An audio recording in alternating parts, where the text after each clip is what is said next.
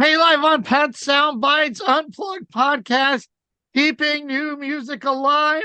I got it behind me. I got here, and I still haven't figured this out. Sarah, singer, songwriter, incredible guitarist, Sarah Moon, cut and run. The video just got done. Congratulations. Great job. Oh my goodness. Get in the car, start it up, crank it up, turn the knob and rock and roll. My goodness, how much fun was that? Oh man, thank you for having me, Pat, and thanks for sharing the video with everyone. We had a blast making that video. It was a nice hot summer day. I got to cruise around in a pretty sweet car. Not the 60s Camaro I was hoping for, but a luxury sedan, so that works too. And just to be able to, get together and promote Cut and Run was a lot of fun. Nice. Should I ask how many takes did you have to drive through the countryside a couple of times, or they drive next to you? How does that work? They put a camera on the car? I mean, they have no clues. Yeah. So in this case, the videographer who produced the video, his name is Rob Baker. He works with a lot of people. He's fantastic at what he does, and he ended up we used one of his cars, and he got in the car, and so he'd be like, crouched down over here, or hiding back here, and then a couple cameras were suction cupped to windows as well to get some different views, like of the front, because obviously he couldn't be like on the hood of the car or whatever. But yeah, it's always funny to play that game when you're filming in a car, like hide the camera person. They're just like hiding and trying to stay out of the window reflections and stay out of the shot.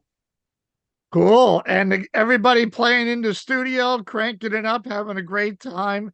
I mean, it's a little bit overdue, but you know what? You're an independent artist. You're trying to make it all work. I had a big smile on my face. You posted on your Instagram or one of them. You're like, I want to say you're in your car and to hear Cut Run on the radio. You were Oh, like, it was like, and like, oh my God, moment. Now it's been out for like 5 months or so, and I've been cranking it up for a while.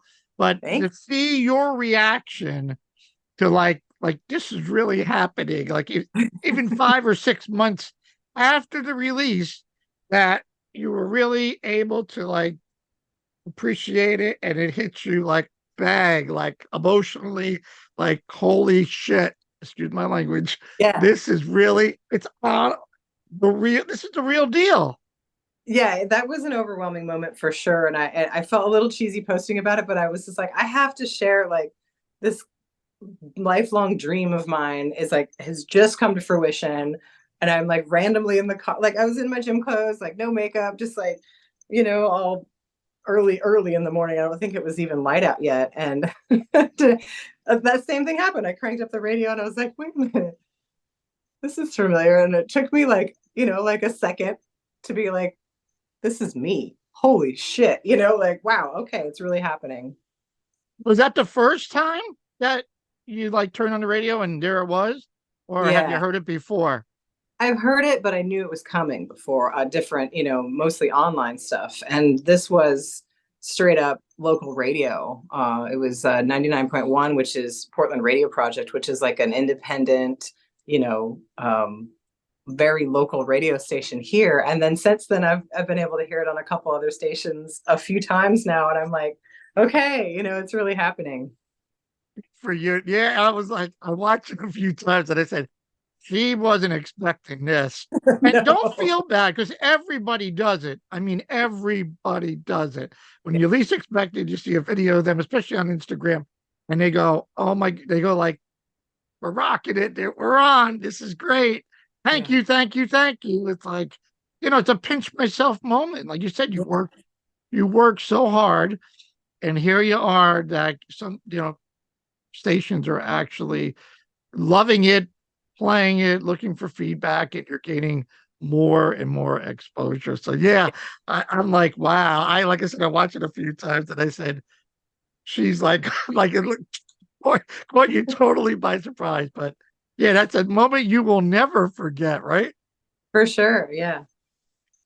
So cool. You got to play, well, besides real estate and playing mom and doing all the things you got to do, you got to play actress on this video.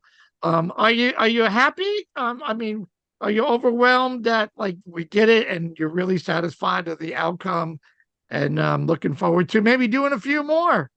Yeah, definitely. I mean, we have some ideas for other songs on the album that we want to, kind of paint a picture of with the lyrics.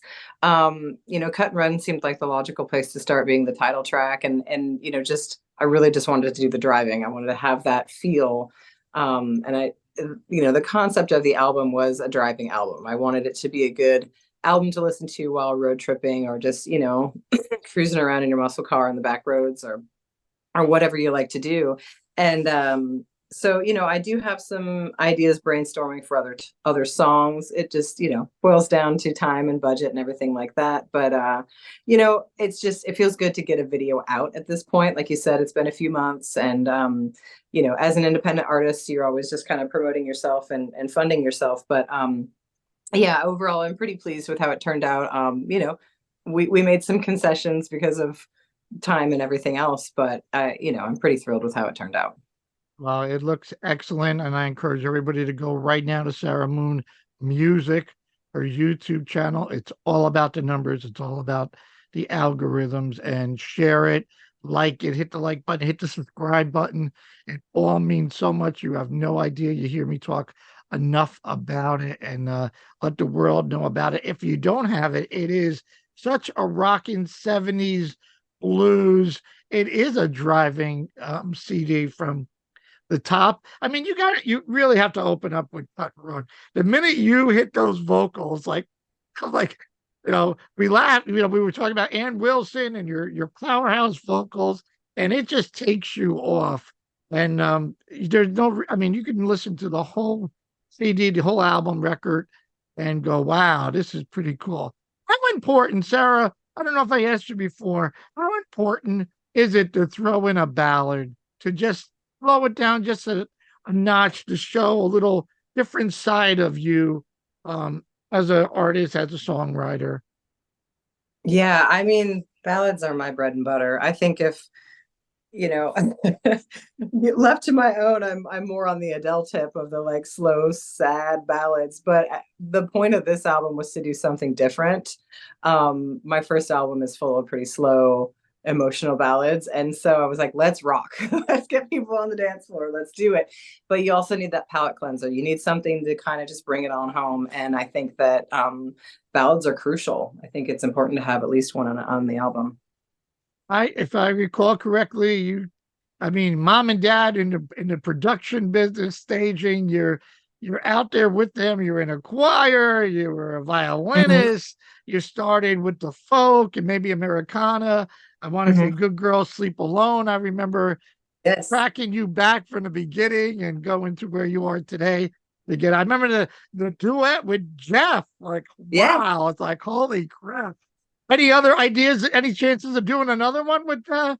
Buhner of the Loyal Order? Well, the idea of the Unexpected Duet series is to do it with completely different musicians each time. And so I do have some things in the kitty for that. It's just a matter of getting people back from their respective tours and getting back into the studio together. But at some point I'd like to perform that song live with Jeff. We haven't had an opportunity yet, but it's we're no strangers to each other. So I think the right time will surface. I mean, Brandon, what could be more better than Sarah Moon opening up for the Loyal Order? I mean, you got to do double the work, but it would be so cool. I mean, I've been blessed to interview Mike Reno, a lover boy. And when I talk about the song Alone that he did with Ann Wilson, I said, gee, it's too bad, Loverboy doesn't really tour with Heart and all that. And he says, well, my wife is a great singer. And for the most part, if she's on tour with me, I just bring her on stage and she does the end part. And she does it very well. So Brandon and Jeff, this would work. This would work out I really actually well. told them as a joke. I told them when I put this album out that we could go on tour and they could open for me. So we'll see if which idea ends up getting getting Awesome. floated. Hey, whatever works. Just do me the favor and come to New York, please. Okay.